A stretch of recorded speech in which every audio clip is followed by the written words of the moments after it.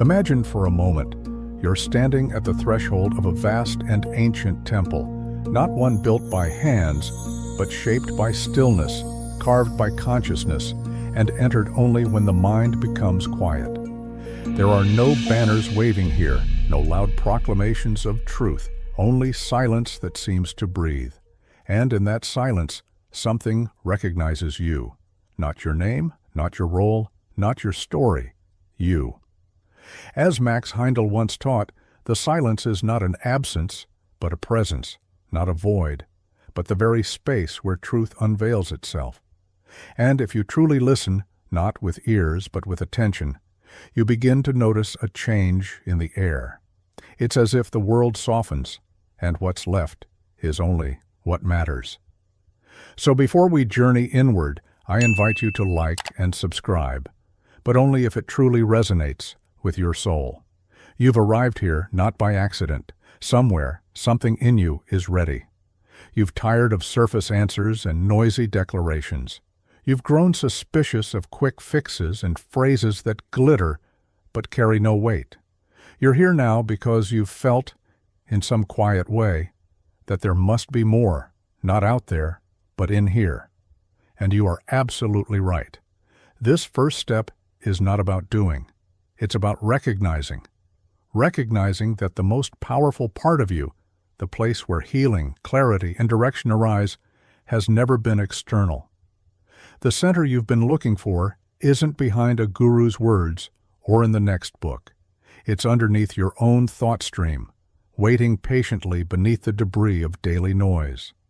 In our world of endless stimulation, silence is often feared. It's mistaken for boredom or emptiness. But that's because we've been taught to value volume over depth. We've been conditioned to equate motion with meaning and urgency with importance. Yet the soul does not shout. Truth doesn't panic. The sacred speaks in still tones. When you become still, genuinely still, you are not turning off life. You are finally tuning into it. It's like standing at the ocean's edge in the quiet of dawn. The tide moves, but it does not rush. The sky shifts, but it does not demand. That stillness is not passive. It is potent. It's not empty. It's rich with everything your spirit has tried to tell you for years. You might feel the tug of distractions, even now. That pull toward your phone, your to-do list, the unfinished business of yesterday. But none of that belongs here, not in this space. Because this space honors only what is true now. The moment you choose to sit in that sacred quiet, something within you bows, not to an idea, but to reality itself. You may begin to notice subtle discomfort, not dramatic but unfamiliar. That's not a problem, it's an invitation. What's rising is not danger, it's dust. The dust of old habits, rushed thoughts, second-hand beliefs. Let them rise, let them move, let them exit without your commentary. This stillness is not a performance, it's a return. There is a reason the greatest mystics, philosophers, and metaphysicians point inward before outward. Emmett Fox didn't tell us to fight life, he told us to understand it. Neville Goddard didn't urge us to force change, he told us to embody it. And Max Heindel, in his clarity, reminded us that the invisible world is not imaginary, it's the origin. This is not about religious posture. It's not about retreating from life. It's about learning to hear life, not just survive it. That inner temple we're about to walk deeper into. It's not made of marble. It's formed from consciousness, precision, alignment. The more you tune to it, the more everything outside begins to shift. Not because you forced it, but because you matched the frequency of clarity. You don't need to be special to enter this place. You don't need to be fixed, enlightened, or perfect. You only need to be honest. You only need to want truth more than comfort. And that honesty will open doors no performance ever could. Now, as you breathe, let go of any idea that this silence must produce something, that it must give you visions or fireworks.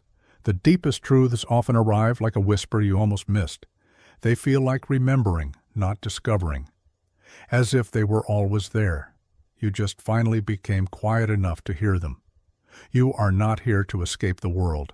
You are here to see it with new eyes, from a higher center.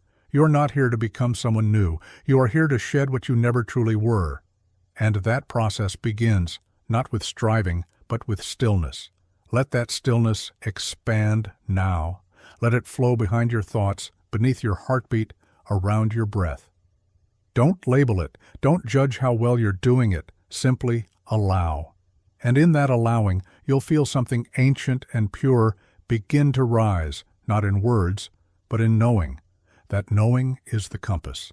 That silence is the teacher. That space is the temple. And you are home. The silence has spoken, but not in words. What you feel now is not an answer, but a presence. It's easy to miss because it doesn't introduce itself.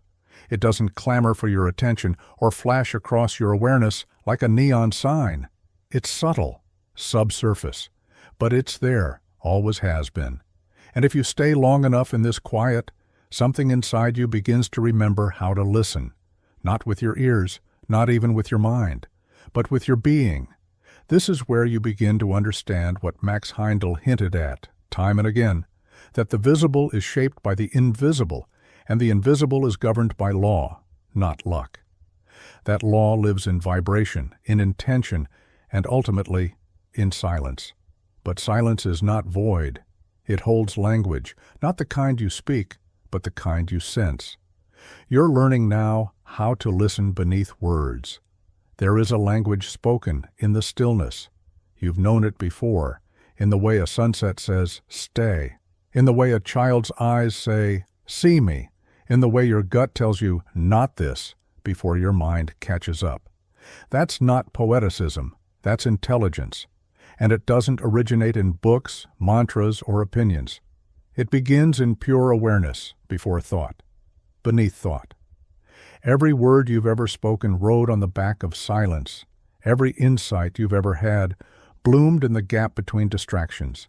Every spiritual knowing you've ever touched arrived not because you repeated enough affirmations, but because you became receptive. And receptivity is born in stillness. You're not trying to extract wisdom here, like data from a file. You're opening yourself to a different kind of language, a language that has no dictionary, no punctuation, and no dialect. It's not meant to be translated. It's meant to be known. This inner knowing doesn't use adjectives or clever phrasing. It reveals itself in clarity. It settles you. It simplifies your inner world. It doesn't push. It clarifies. And when you listen this way, even your confusion becomes gentler because you stop demanding that it resolve itself in 5 minutes. You begin to understand that your mind's chatter is not the enemy.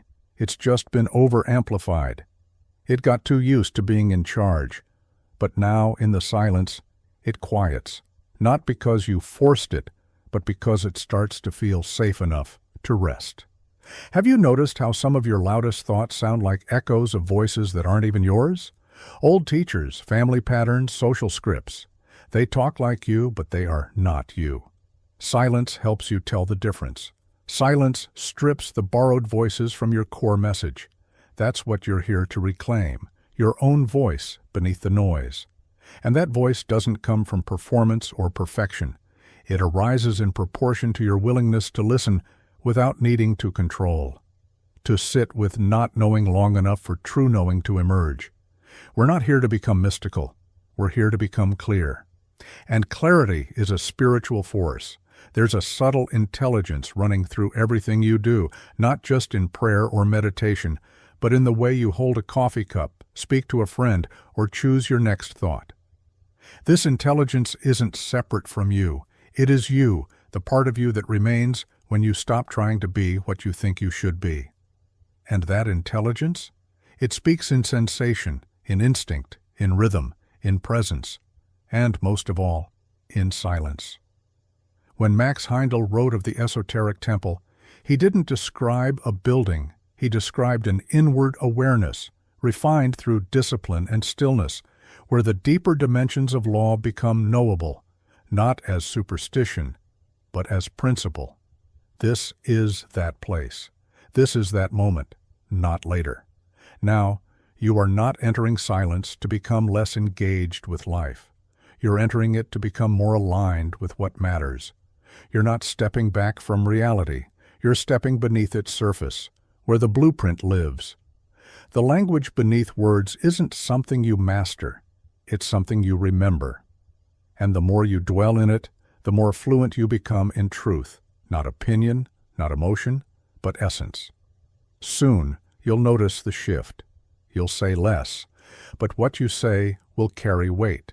You'll do less, but what you do will be centered. You'll worry less, not because everything is perfect, but because your perception is purified. You'll hear life speaking, not just through people or books, but through timing, synchronicity, and the quiet clarity of rightness. And none of this will come with fanfare. It will arrive the way morning light enters a room, unobtrusively, steadily, inevitably.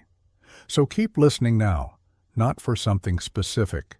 Just listen to the listening itself. Feel what happens when you stop pushing and simply let awareness be.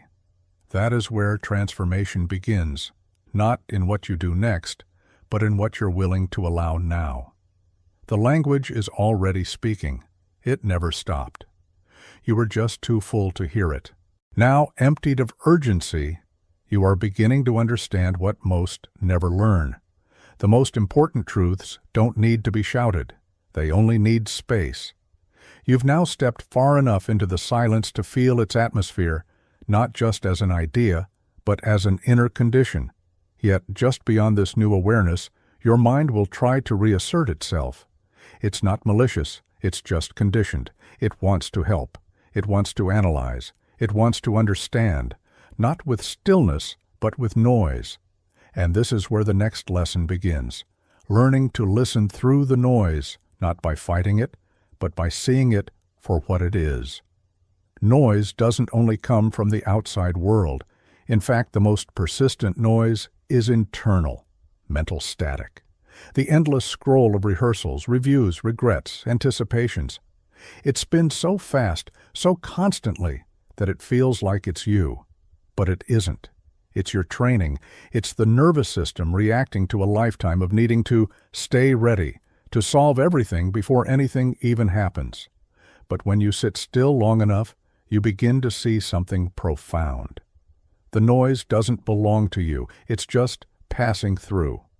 And more importantly, you are not required to follow it. This is where real power begins, not in controlling every thought, but in choosing which ones deserve your energy. The mind is like a radio. It picks up frequencies. Most of us have spent our lives tuned in to stations of fear, drama, pressure, or old programming. But you're learning now that you can retune that dial. Not by smashing the radio, not by arguing with every station, but by calmly reaching for the frequency that reflects truth, not panic. When Max Heindel taught about spiritual perception, he wasn't calling us to be passive observers of divine ideas. He was urging us to refine the instrument of our perception, and nothing refines faster than silence. So what happens when the mind gets loud again? When thoughts begin to chatter? When emotion tightens your chest? When old fears resurface in a parade of mental images? You stay, you breathe, you witness. You don't need to fix the noise. You need to recognize that you are not the noise, and in doing so, it loses its grip. There is a space between a thought arising and you attaching to it. That gap is sacred. That gap is freedom. That gap is where you reclaim your identity as the observer, not the storm. Don't try to banish your thoughts. That's just another form of noise. Instead, meet each one like a breeze, moving through an open window. It enters, it exits. It's not permanent, and it's not you. This doesn't mean you stop thinking. It means you stop believing every thought deserves your loyalty. It means you cultivate discernment, not judgment, but clarity. You'll start to notice which thoughts are rooted in real wisdom and which are just echoes from your past. Some thoughts arrive with a calm steadiness. They have weight, not volume. Others feel frantic, urgent, wrapped in emotion. They may sound convincing, but if you step back even a few inches within yourself, you'll feel their instability. That's how silence teaches discernment, not by giving you slogans, but by sharpening your sensitivity to tone, energy, and texture. You begin to know, without proof, when something rings true and when it's just noise dressed in authority. This is how you start filtering your inner world with the same care you filter your physical one. You wouldn't drink dirty water. Why drink polluted thoughts? And yet, this isn't about fear. It's about ownership. You own the quality of your inner space, not by force, not by perfectionism, but by practice, by attention. You'll learn to feel your thoughts the way a musician hears notes. Some are in tune with your higher nature, some are dissonant, but all of them, every single one, can be heard through if you stay centered in the silence beneath them. And the more you listen from that place, the less reactive you become. Not apathetic, aware, not numb, neutral. You stop being pulled into every mental current, and you start choosing when, how, and if to engage. This is not detachment as avoidance. This is engagement with intention. You're not floating above life. You're finally grounded in it. Through all this, you may notice something beautiful. As the noise fades, a subtle strength rises. A quiet conviction. A sense that you don't need constant answers anymore because you're beginning to trust the space between them. This trust doesn't come from blind faith. It comes from repeated moments of presence, when you saw your mind spin and instead of chasing it, you stayed. And in that staying, you experienced something still, something clean, something ancient and new all at once. That is the real you, not the thought, but the one who watches it, not the emotion, but the one who feels it and remains. That is the silence revealing itself, not as nothingness, but as clarity. And clarity is how truth travels. There is a doorway within you. It does not appear in space, and no map can chart the path to it. Yet it's as real as your breath and closer than your heartbeat. This doorway is not physical, but perceptual. You enter it not by walking, but by withdrawing attention from the world outside and centering it inward. This is the temple, not made of stone or tradition, but of awareness and law. It doesn't require belief to function, only honesty. You don't build this temple, it's already there. You've simply been standing outside its threshold, facing outward, trying to make sense of life by rearranging shadows on the wall. But now, for the first time in a long time, you've turned around. And in that turn, everything changes. Max Heindel wrote that the path to higher vision begins with the discipline of attention. That doesn't mean control, it means reverence. It means you stop scattering your awareness across 1,000 surfaces and begin to gather it inward. That gathering is how the temple reveals itself. You may not feel anything dramatic at first. The world will still knock, the body will still ache, thoughts will still rise. But in the midst of it all, a subtle current will grow, a steadying presence that doesn't announce itself, but proves itself through how it holds you. That's how you know you've entered the temple. You become anchored without gripping. This temple is not a place of escape. It's where the truth of who you are is undistorted by comparison, performance, or noise.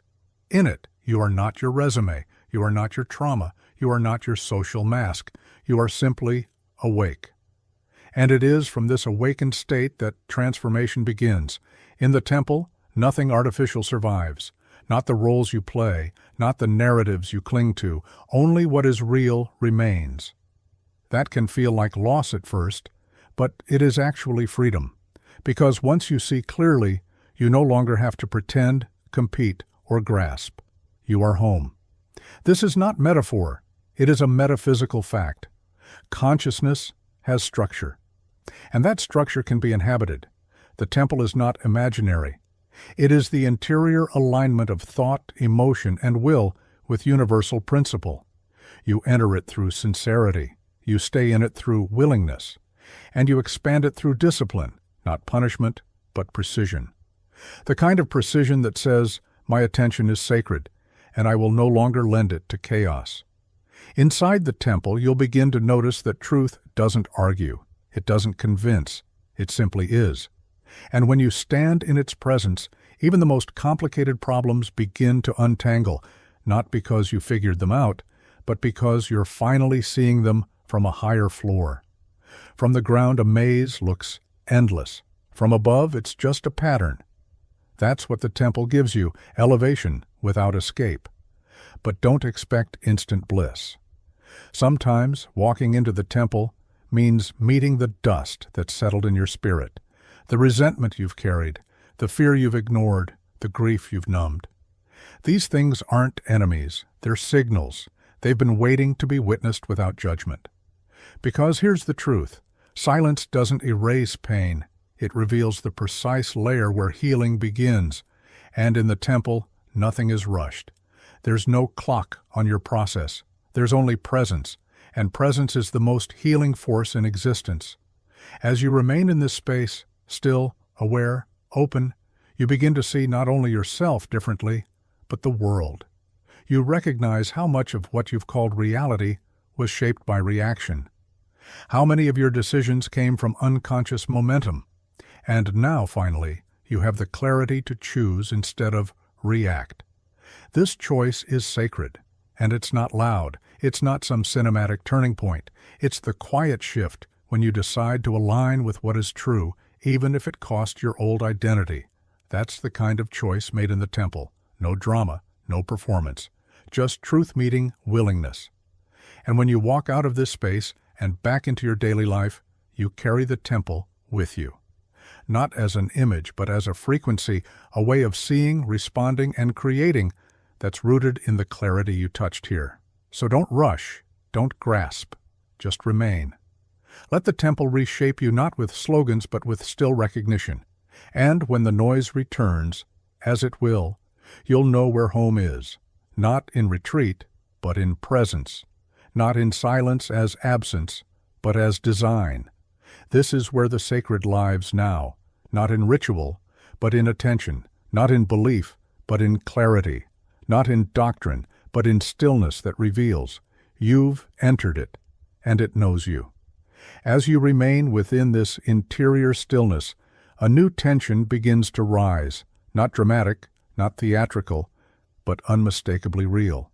The silence, once soothing, now feels confrontational. Not because it turns against you, but because it no longer permits what is false to hide. This is the phase where the soul starts to tremble, not from fear, but from recognition. You're no longer numbing yourself with distraction. You're no longer hiding behind noise. And in that raw exposure, the question arises, what in you is truly yours, and what has simply been absorbed? The silence doesn't shout this question. It doesn't push.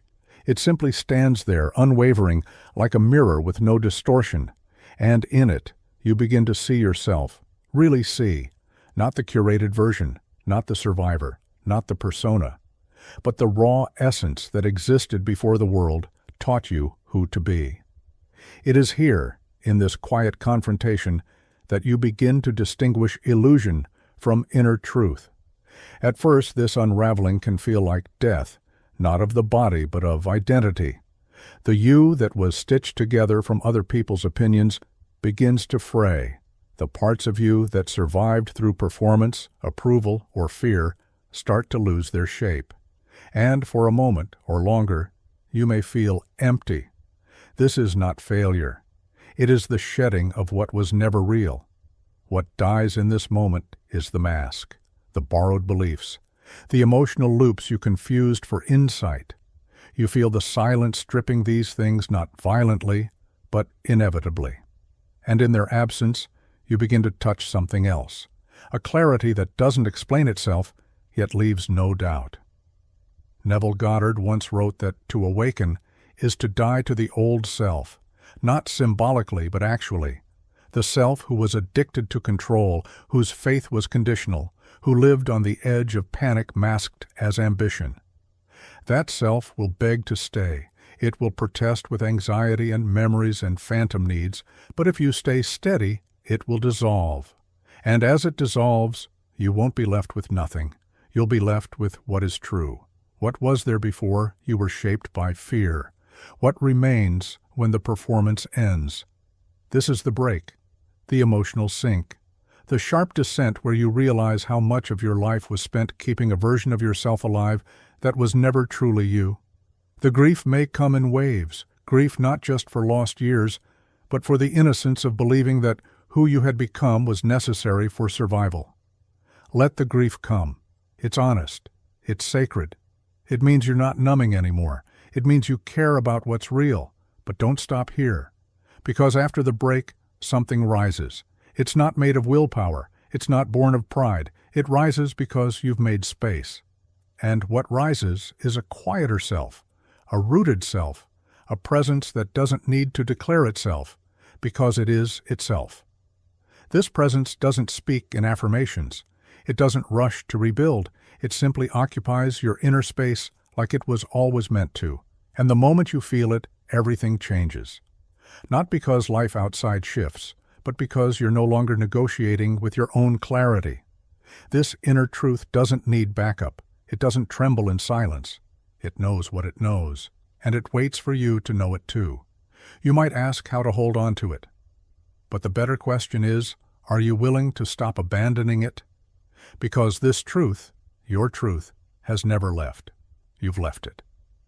When you chose safety over expression, when you said yes from fear, when you buried your knowing to preserve a relationship, a reputation, a routine, you left it not out of malice, but out of training. But you can return. And right now, you are.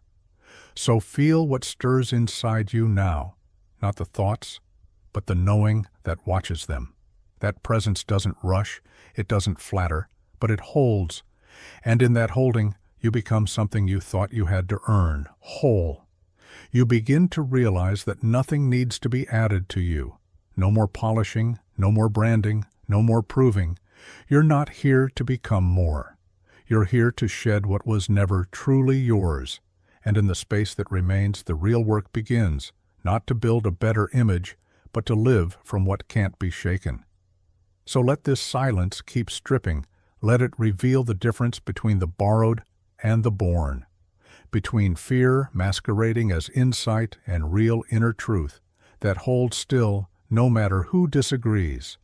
This is the truth that can stand when the job disappears, when the lover leaves, when the body falters, when the applause stops. This is the truth that doesn't need conditions. This is what was buried beneath all the noise. And now, it breathes again. Something shifts after that breaking point. It's not a triumphant awakening, not a radiant breakthrough wrapped in fireworks. It's quieter than that, almost too subtle to name. But it's real, like the sound of your own breath in a room where all the clocks have stopped. There's a still presence inside you now, and it's no longer watching from the background. It's stepping forward. You're not returning to normal. You're returning to natural. And the difference is everything. In the wake of shedding illusions, you begin to sense the deeper order beneath appearances. This isn't about seeing signs or patterns in coincidence. It's about perceiving a fundamental geometry beneath your life, a structure not made of logic alone, but of intention, vibration, and spiritual precision. A sacred design that has always been shaping your experiences, not as fate, but as reflection. This is what Max Heindel and other metaphysical teachers pointed to when they spoke of the spiritual worlds, not another dimension to escape into, but a deeper comprehension of the one reality we already live in. The world isn't separate from spirit. The visible is spirit in slowed vibration. And when you quiet yourself long enough, you begin to see the symmetry. Thought is not random. Emotion is not chaos. Both follow form. And that form is governed by law, not human law, but universal law. And that law is etched not in stone tablets, but in the silence behind every sincere moment of awareness. Now, within this temple of stillness, you begin to understand how thought shapes experience, not through magic, but through resonance.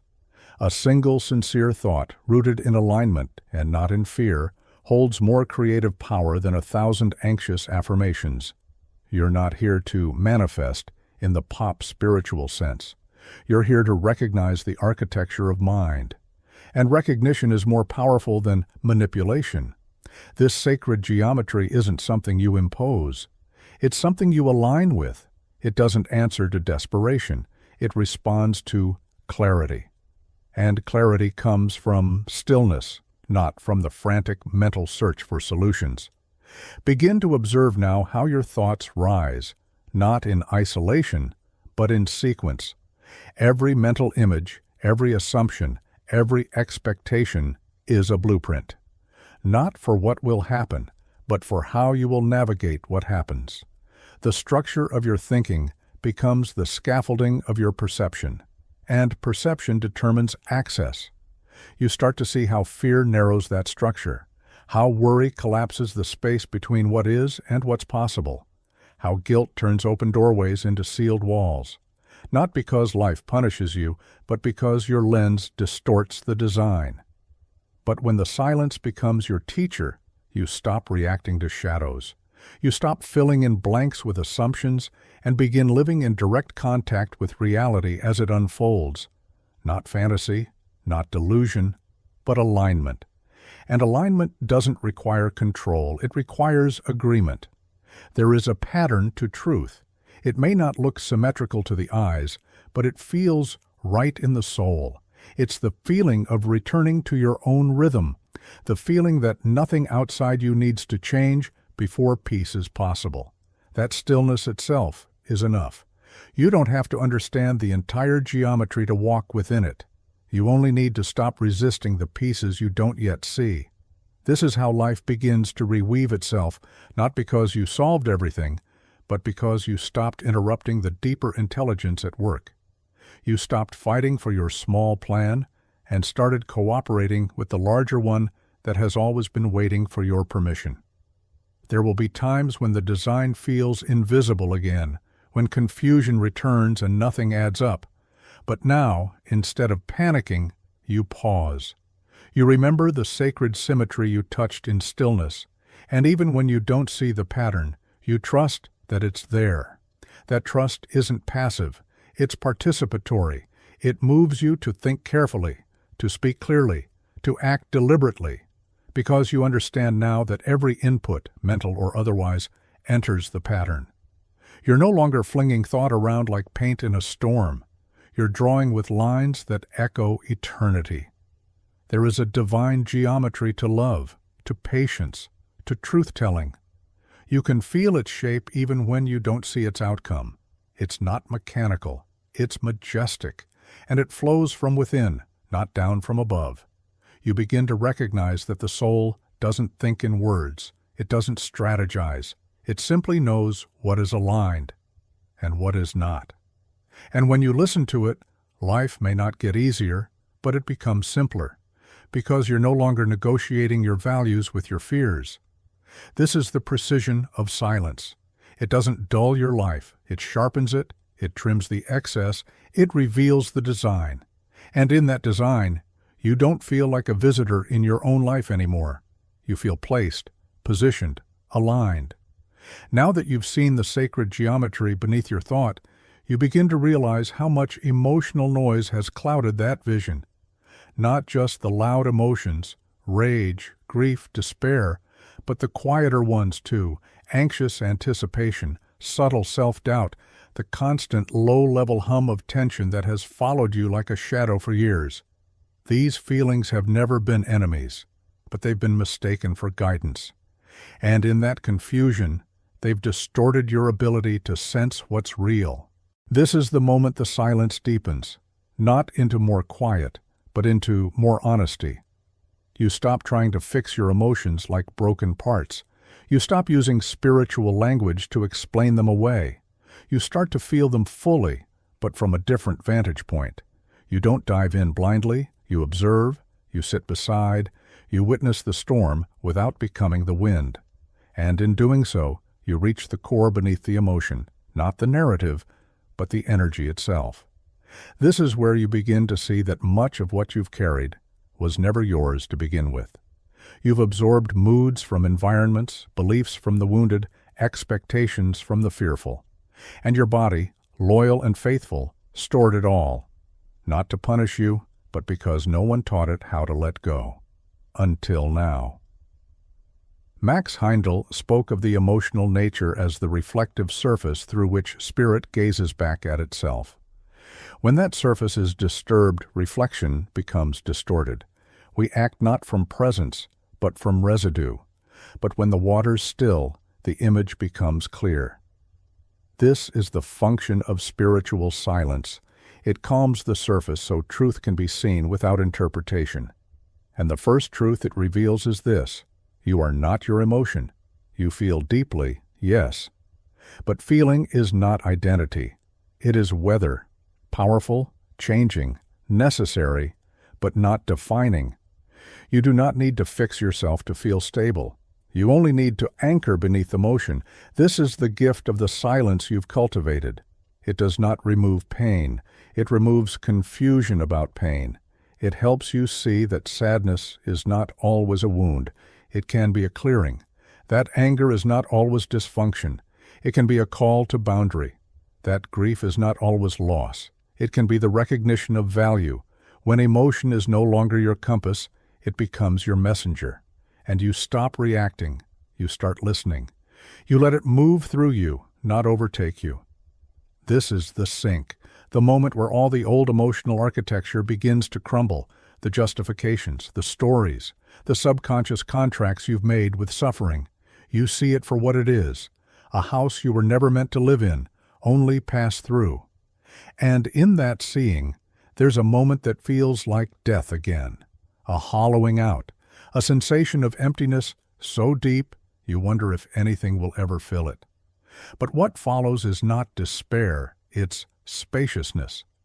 The space for you to emerge, not the you who performs happiness or manages impressions, but the one who feels truth in the bones. This version of you doesn't run from emotion, nor does it idolize it. It holds emotion like you'd hold a child, firm, loving, patient. It knows when to comfort, when to correct, and when to release. You begin to sense that your emotional body has its own wisdom, and it too responds to stillness. It softens under attention. It listens when not judged. It transforms when not forced. And something else happens here. Your compassion deepens, not because you try, but because the war within you is ending. You no longer fear your own depths, so you stop fearing them in others. You recognize pain without needing to label or fix it. You become a witness, not detached, but steady. From this place, you can walk into any emotional storm and remain rooted. You can be present in chaos without becoming it. You can hold space without collapsing. This is not emotional control, it's emotional sovereignty, the power to feel without being ruled, the wisdom to understand without needing to explain. You begin to build an internal sanctuary where no feeling is forbidden, but none are in charge, where fear may knock, but cannot lead, where sadness may stay, but does not define, where even joy does not distract you from clarity. This is how the silence shapes your emotional world, not by silencing it, but by restoring its place. Emotion becomes energy in motion, not the driver of your life, but a current within it. And you become the one who walks steadily through it all, not above, not beneath, but within and beyond. This is emotional clarity. This is the presence beneath the wave. This is you, awake in the center of your own sacred stillness. There comes a moment, after the silence has settled your emotions and stripped your borrowed identities, when something unexpected begins to return, not noise, not distraction, but power, quiet, focused, and unmistakably yours.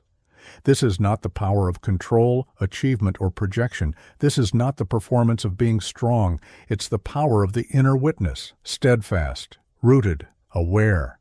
The part of you that has always been watching, even when you forgot how to look back. You begin to remember that you were never the frantic thinker, nor the fleeting feeling. You were the one observing it all. Even in your most chaotic moments, a part of you remained still, beneath the panic, beneath the stories, beneath the roles. That part was never broken, never confused, only ignored. And now, as your inner temple grows more familiar, that witness steps forward, not just to watch, but to lead. This is the return of sovereignty, the remembering that you don't need permission to be whole, that your inner world is not a reaction to the outer world, but a realm of its own, governed by laws older than thought and clearer than belief. Max Heindel often spoke of the indwelling Christ, not as a doctrine, but as a level of consciousness, where the soul awakens to its eternal identity as a participant in divine law. This consciousness doesn't shout, it doesn't perform, it knows, and it directs with stillness rather than force. Now you begin to live from this knowing, not as an escape from reality, but as your base of operation. The witness in you becomes the seat of choice. You no longer let old emotional tides or inherited mental patterns set your course. You listen, you evaluate, and then you choose, with precision, not fear. This shift is profound. You stop justifying yourself. You stop narrating your every move.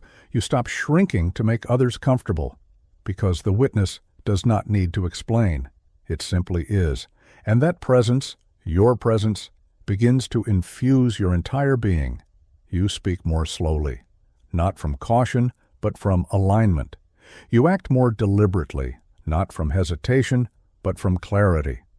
Your relationships shift, not because you've learned new communication techniques, but because you've come home to yourself.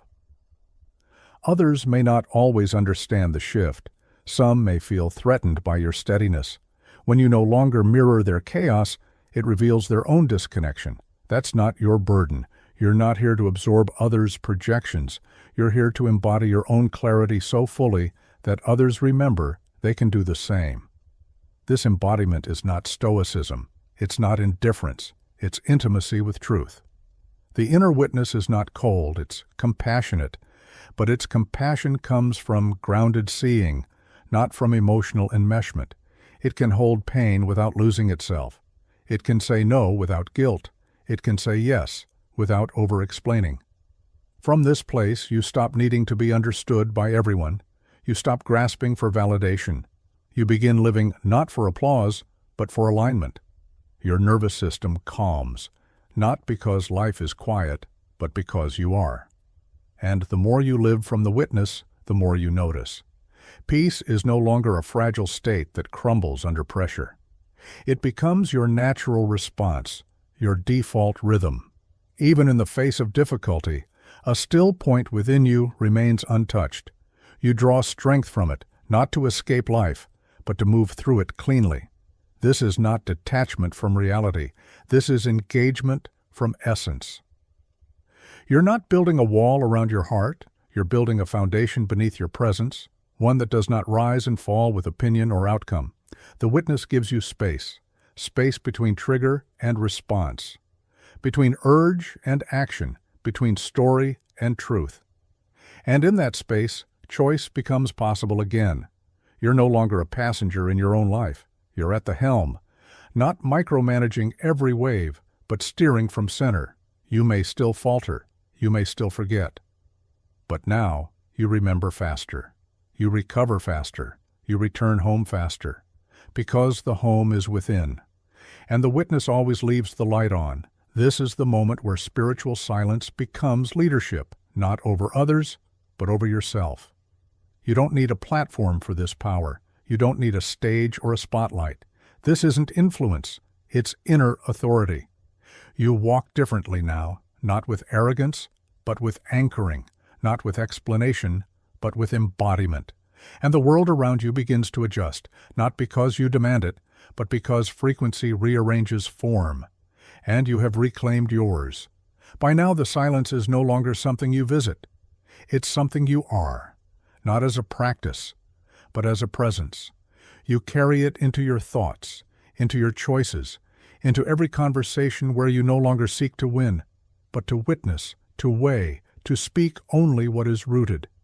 And in this living silence, something even more powerful emerges, not a voice, but a vibration. A rhythm that speaks not with syllables, but with truth that rings through your entire being. You begin to hear what has always been there, the voice of the law. It doesn't lecture, it doesn't persuade, it doesn't scold, It simply is, pure, unchanging, silent, exact. It is the resonance of universal principle, the living pulse of divine intelligence that governs everything, not with emotion, but with order, not with judgment, but with precision. Most never hear this voice, not because it isn't speaking, but because they are not still enough to perceive it. They are listening for drama, signs, commands. But the law does not speak in crisis tones. It speaks like gravity, unarguable, undeniable, felt in everything, acknowledged by few. But now you feel it, not just conceptually, but in the marrow of your awareness. This law is not outside you. It animates you. It holds the fabric of reality in place, not as punishment or reward, but as reflection. It does not bend to hope. It mirrors vibration. It doesn't measure intentions. It amplifies essence. You begin to realize that everything you've experienced was not random. Every situation, every relationship, every repeated pattern was not just life happening to you. It was law responding through you, not in punishment, but in precision. The universe has never misunderstood you. It has only responded to the frequency you brought to it. This is both sobering and liberating, because now you see that you are not a victim of fate. You are a participant in law, and your thoughts, your feelings, your assumptions, they are instructions written in vibration. The voice of the law says nothing new. It says, as within, so without. As above, so below. Like attracts like. And it doesn't just mean mindset. It means alignment. Alignment in tone, in belief, in expectation, in allowance. The law does not operate on surface words. It moves with inner conviction. So now, as your witness returns to its throne, you listen differently. You stop begging the universe to give you something you secretly believe you're not worthy of. You stop reciting affirmations to overwrite beliefs you've never examined. You stop trying to out-talk your inner state, because you know now the law doesn't respond to language. It responds to order, and order begins in stillness. This is why the silence has prepared you, not just to feel peaceful, but to become accountable, not in the moral sense, but in the energetic sense. You begin to live from the understanding that every thought is a seed, and every seed is governed by the same soil, law. You feel it in how people respond to you, not their words, but their nervous system. You feel it in how situations open or close. You feel it in the ease or friction of your day. Life is always communicating back to you, not to judge, but to reflect your internal weather. And now you have the tools to interpret it. You don't panic when something closes. You pause and listen. What am I vibrating? What unspoken agreement have I made with lack, with fear, with struggle? This isn't blame. This is responsibility, the most sacred kind. The kind that says, if I created this from confusion, I can realign and create differently. Not quickly, not for show, but honestly. Because the voice of the law is always active, always delivering precisely what matches your core frequency, not your wishes, not your affirmations, not your performances. This is why the silence matters, not for peace, but for precision. Silence clears the static. It recalibrates your frequency. It restores you to alignment so that what you emit is what you mean. And when what you mean and what you vibrate and what you choose are the same, life begins to change. Not magically, but mathematically. Reality bends to coherence. You are no longer begging the universe. You are speaking its language. Because now, you are no longer just aware of the law. You are walking with it. There is a gravity to alignment. Once you've stood in it, even for a breath, you can no longer tolerate the distortions you once called normal. Life begins to pull you, not with pressure, but with clarity, toward a deeper arrangement, a sacred order waiting to be fulfilled through your very being. You start to feel it everywhere. In the conversations you can no longer pretend your way through. In the choices that reveal themselves as either honest or habitual. In the ache that returns whenever you betray your knowing. This is not a gentle refinement. This is the initiation into living as pattern. Not a pattern of repetition, but of original design. There is a blueprint seated deep in you, not imposed by doctrine or shaped by your upbringing. It's older than memory, untouched by fear, and immune to performance. It is the part of you that never had to prove itself to exist. And now, as the noise recedes, you begin to sense it, not as an idea, but as a structure. It doesn't declare itself with drama. It emerges the way bone rises beneath healing skin, slow, certain. And once it appears, you realize it's been holding you together far longer than you knew. The divine pattern didn't wait for you to get things right. It waited for you to get still. This is the rise. The soul begins to take its shape again, not a new self, but the original self, the one that always moved in rhythm with law before you learned to doubt it, before you learned to apologize for your clarity, before you traded coherence for comfort. But with that rise comes the weight, not heaviness, but the undeniable cost of remembering. Because once you glimpse the pattern, once you feel the way life wants to live through you with symmetry and sovereignty, you begin to see, often painfully, how much of your past has lived in distortion. The sink arrives in silence. You recall the years spent chasing belonging by breaking your shape to fit others' frames. You see how often you confused pressure for purpose, how many moments you betrayed what was right for what was available. You feel the space where alignment should have been, and it hurts, not because you failed, but because you remember what it could have felt like. And then comes the break. It's not explosive, it's not cinematic, it's the slow, aching collapse of an identity built on compensation. You don't just mourn the version of you that pretended, you mourn the time you wasted thinking that version was necessary. You may feel hollow here, not because you're empty, but because you've stopped filling the space with substitutes.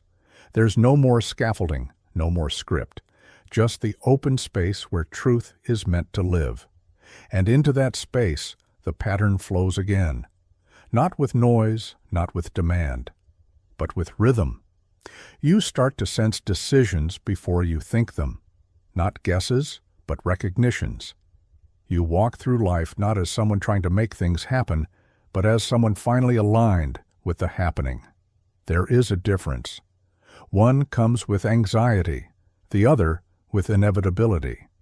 This is the internal shift Fox once described, not with metaphor, but with precision. The death of the false sense of self, the egoic center that lived in panic, afraid the world might stop turning without its effort. That part dies. And what remains is not a better version of the mask. It's the return of the original structure beneath the rubble. And it isn't always glorious. There are days when the silence cuts sharp, when everything familiar dissolves and the ground beneath you feels like vapor. You might feel foolish, exposed, ridiculous for having ever believed you had answers. But stay. Stay through that deadness. Stay through the spiritual fatigue that whispers, there's nothing on the other side. Because there is. It just doesn't come as a thrill. It comes as something quieter, more terrifying in its simplicity. You, without narrative, without shield, without urgency. You arrive as a soul stripped of excess, unburdened by persona, and finally able to walk in rhythm with a pattern older than your name. You begin to see that the divine doesn't push, it doesn't chase, it doesn't argue, it simply waits for alignment. And when it senses it, it flows, not with explanation, but with order. The more you surrender to this rhythm, the more life rearranges itself around you. Not because you're lucky, not because you finally said the right mantra, but because you're in frequency with the pattern again. And that pattern is not generic, it is precise. It's been calling you into place all along, not toward some idealized future, but into right now, lived rightly. You're not here to perform truth, you're here to become it. When you begin living from the inner pattern, something unexpected happens, not just to your thoughts or emotions, but to the way you treat your mind itself. No longer an arena for mental combat, no longer a stage for reactive drama, Your mind becomes something else entirely, a sacred chamber. And how you think inside it becomes an act of reverence. You begin to see that the mind, for all its chatter and confusion, is not the enemy. It is an instrument, designed to serve the soul, not replace it. And if left undirected, it becomes chaotic. Not because it's flawed, but because it was never meant to lead. It was meant to receive, to process, to organize, not to govern. As you settle deeper into the silence that has restructured your inner life, you begin to hold your thoughts with new awareness, not with judgment, but with discernment. You notice their tone, their weight, their temperature. You begin to ask not whether a thought is positive or negative, but whether it is true, whether it aligns, whether it belongs. This is what it means to practice mental reverence, not a sterile form of positive thinking, but a living, intimate relationship with your own thought field. You stop letting just anything walk in. You stop letting borrowed beliefs sit at the head of your inner table. You become a steward of mental space. This reverence is not about control, it's about respect. You begin to feel the consequences of careless thought the way a musician feels a mistuned note. Not as punishment, but as dissonance. Something in you recoils, not morally but energetically. You can no longer afford to think against yourself.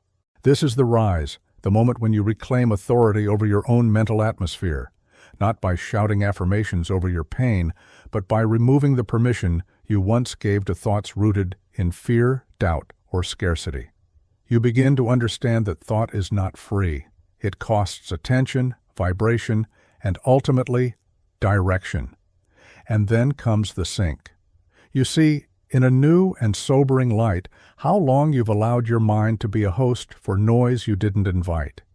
You feel the echo of inherited narratives, unresolved fears, stories shaped by people who never knew the truth of your being. You recognize how often you've decorated these thoughts with logic, repeated them into doctrine, and called the echo wisdom. There's a grief in that seeing. You feel the dead weight of ideas you've carried for decades, ideas that once seemed protective, now revealed as prisons. The belief that love must be earned, that your worth is conditional, that struggle is holy, that smallness is safe. These beliefs begin to dissolve, and in their place, silence again, not empty, but waiting. The break is sharp. You don't know what to think anymore. You feel blank, vulnerable, even disoriented. This is the cost of clarity. You have no more false certainty to hide behind, and you are too awake now to return to thought habits that once gave you comfort. But stay in the stillness beyond the break, because something ancient is reawakening, not in the world, but in you.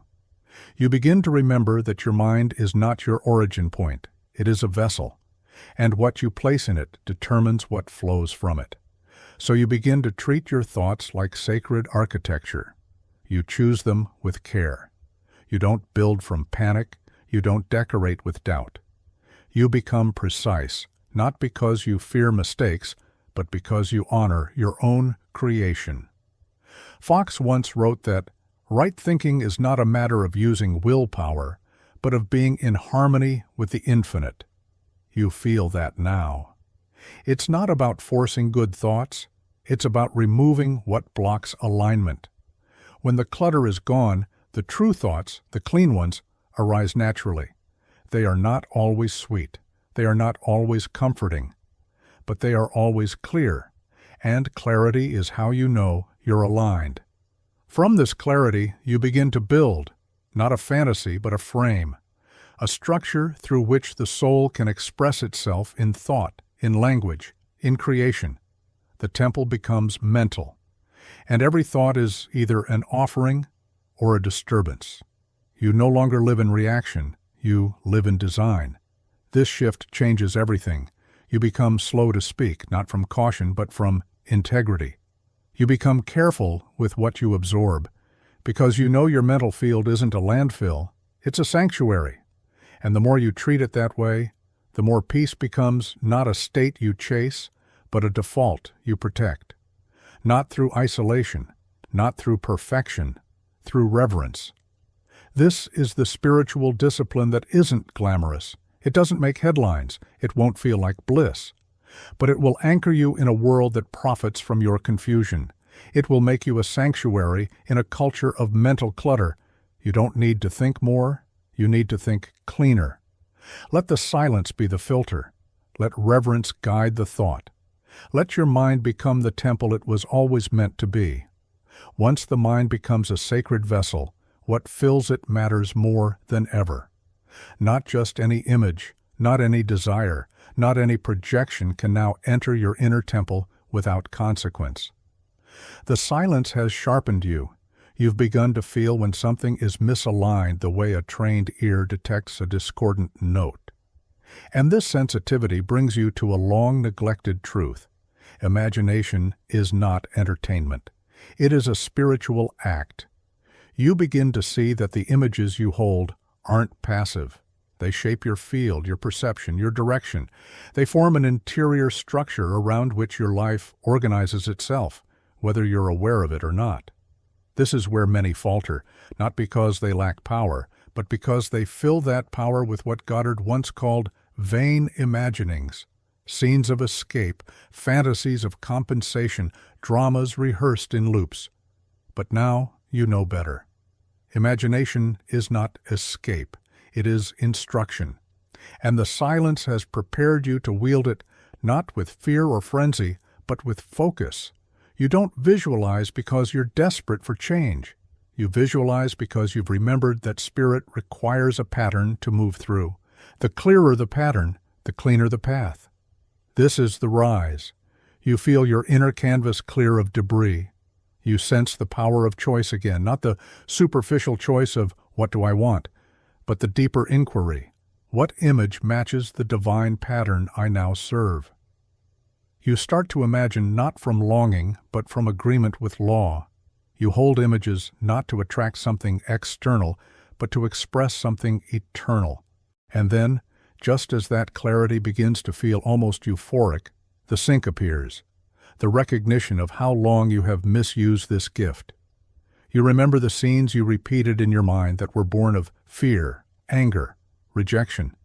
You feel the weight of years spent rehearsing pain, anchoring limitation with every inner monologue.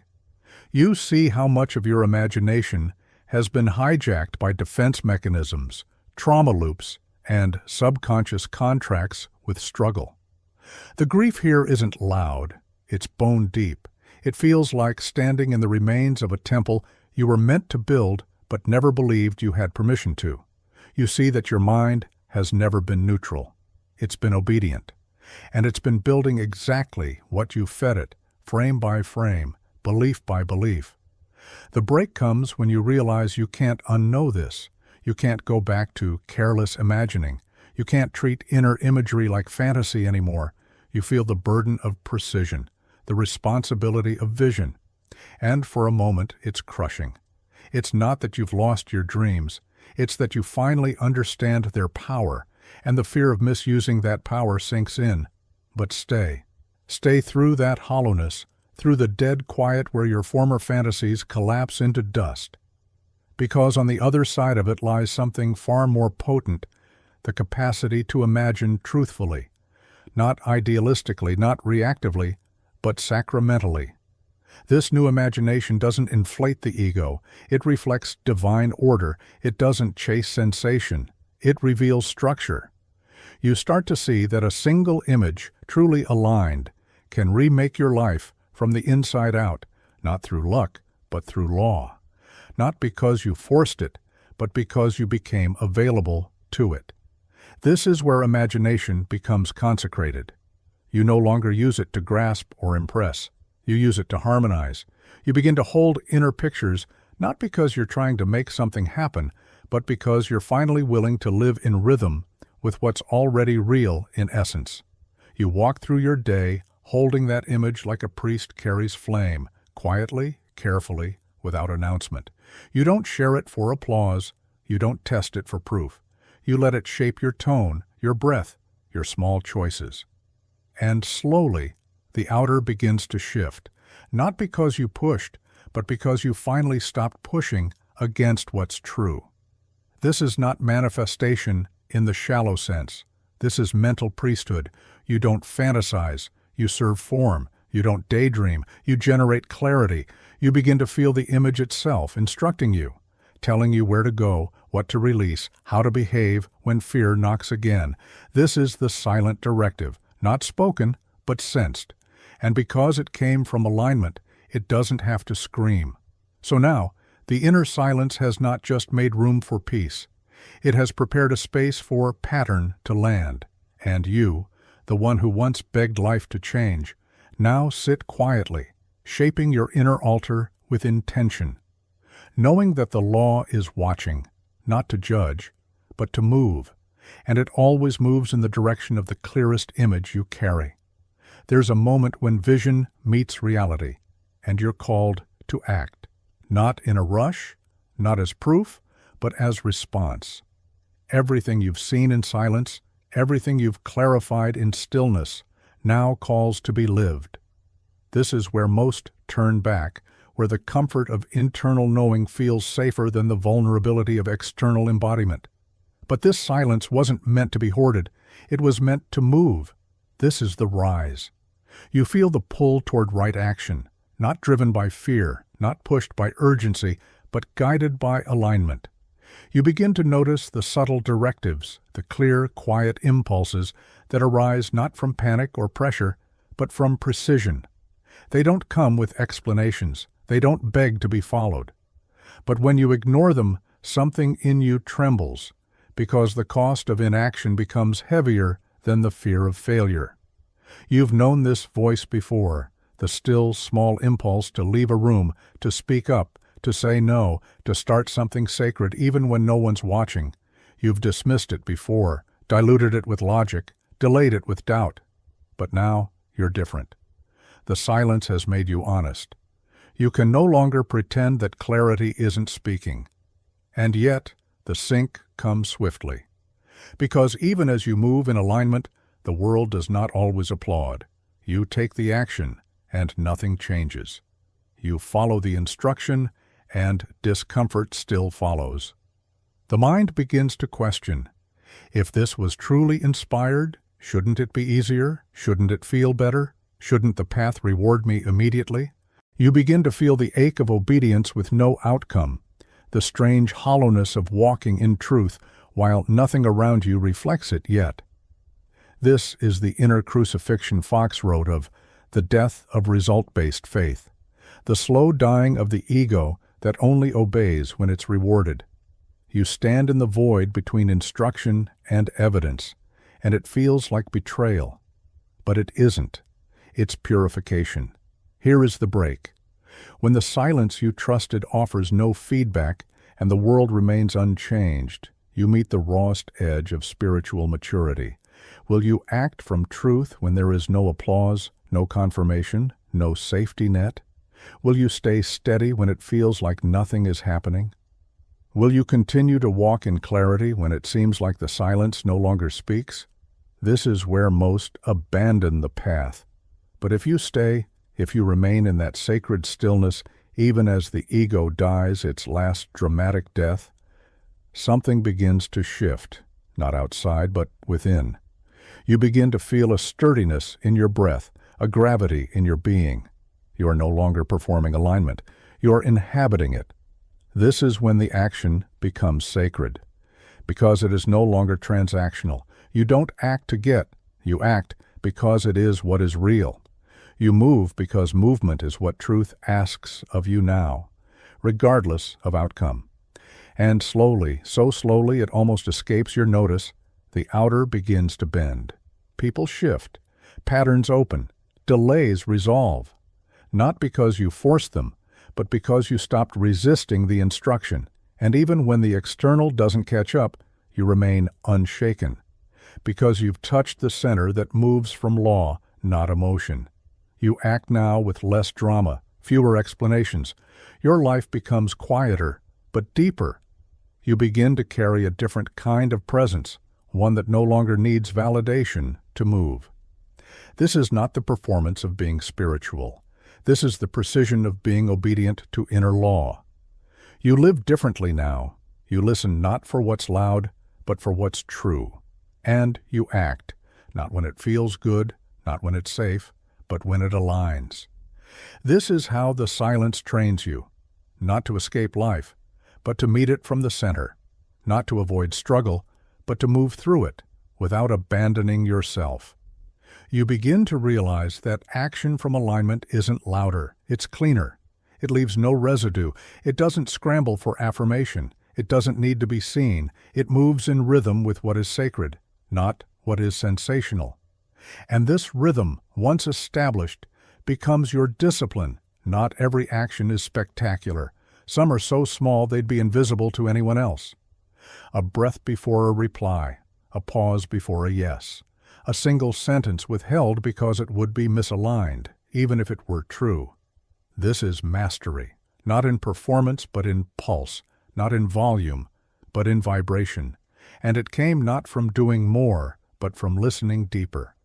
As you begin to live this new rhythm, clear, steady, obedient to truth, the world starts to resist.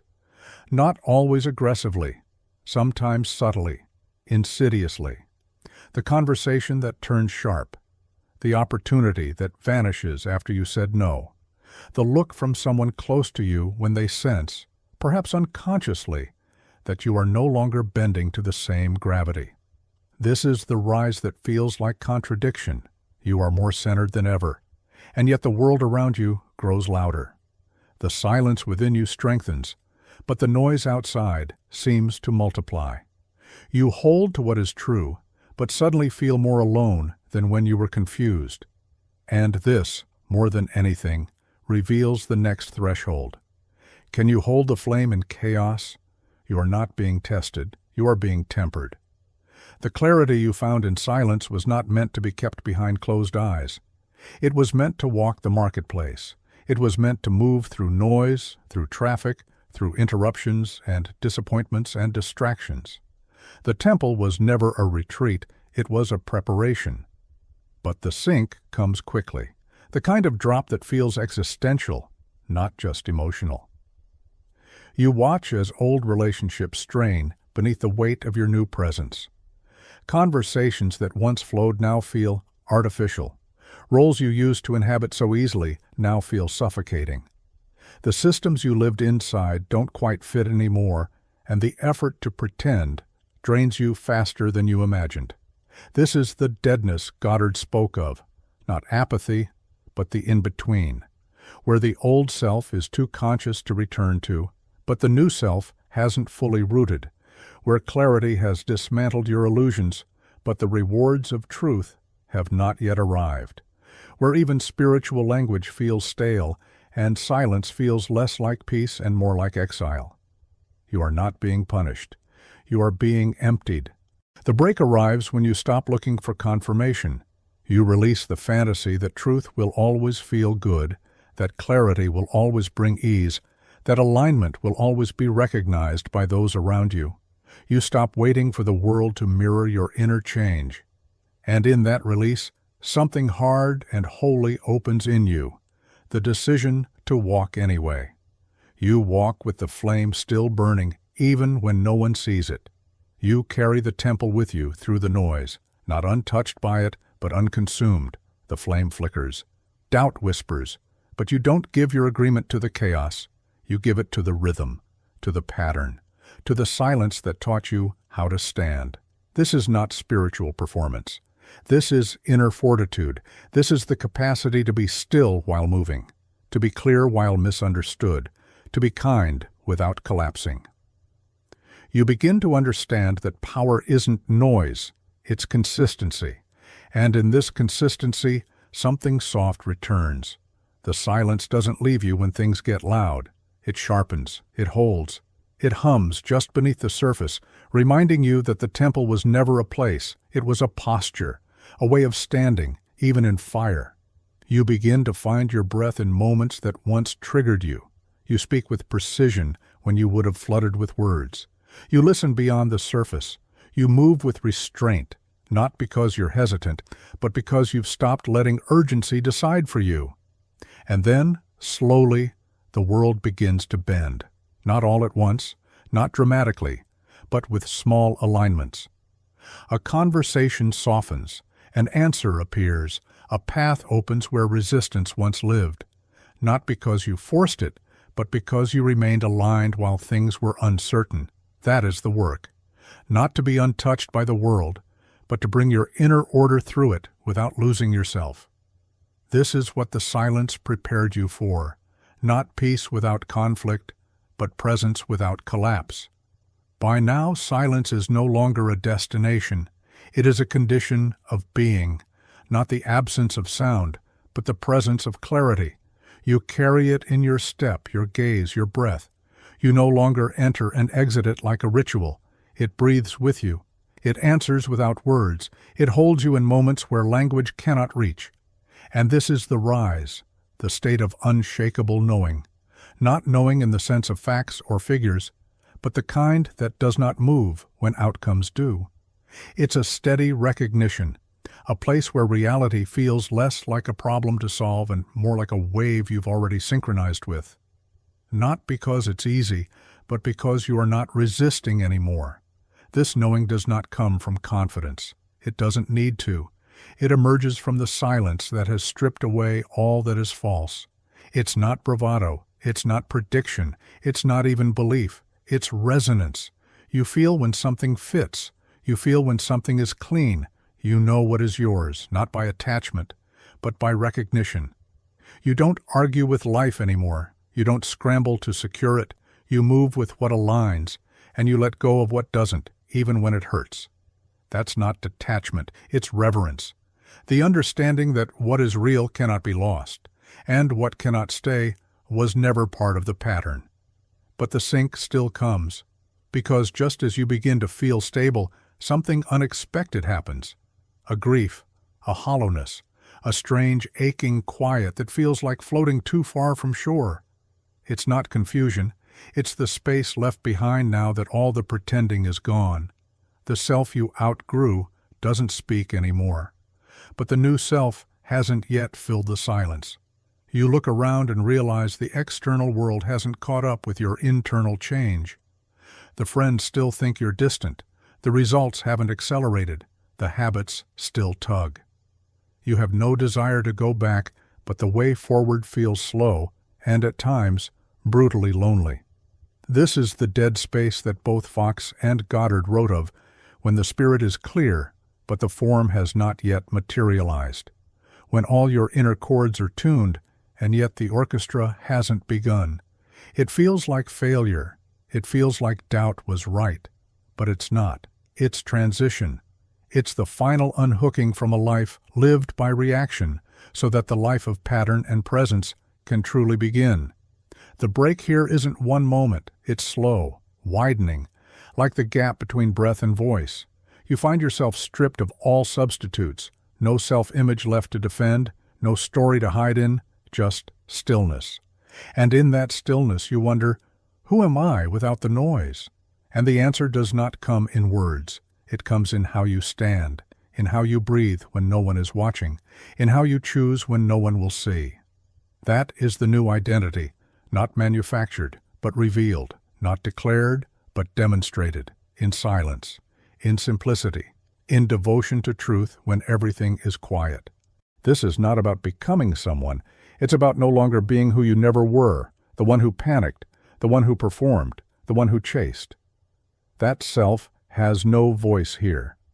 And when the break softens, when the quiet no longer feels hollow but full, you begin to sense the presence beneath all presence. The one who watched you all along, the one who never needed improvement, the one who waited. You do not arrive with fanfare. There's no applause, no moment of ascension. There is only you, untangled, unhiding, unmoved. This is the silence that reveals all. And now, let it settle. There's nothing more to do, no final mantra to repeat, no insight to capture before it slips away. You've walked through the temple, you've met the silence, and the silence has met you. Let yourself feel what remains, not the words, not the structure, but the space. The internal spaciousness where truth doesn't need to explain itself, where clarity no longer performs, where peace isn't something you chase, but something you remember. Let the breath slow, not as technique, but as permission. The silence does not ask for posture. It doesn't require perfection. It only asks that you stay, present, honest, undistracted. In this final moment, know this: you are no longer becoming. You are not unfinished. You are not behind. What is essential has already arrived. It has always been here. The silence didn't create it. It simply removed what buried it. Let yourself mourn if you need to, not because you've lost anything, but because you finally stopped protecting the parts of you that were never real. That grief is holy. Let it wash through. Then let it go. You've touched what few do. You've crossed the inner threshold. You've stayed long enough to hear the quiet voice beneath all voices, the one that doesn't speak in words, but in knowing, the one that doesn't need proof, because it is proof. When the world gets loud again, as it will, carry this rhythm, not in defiance, not in retreat, but in presence. Let the silence walk with you, not as absence, but as pattern, as anchor, as truth. And when all else falls away, let this remain. You were never meant to search endlessly. You were only meant to remember.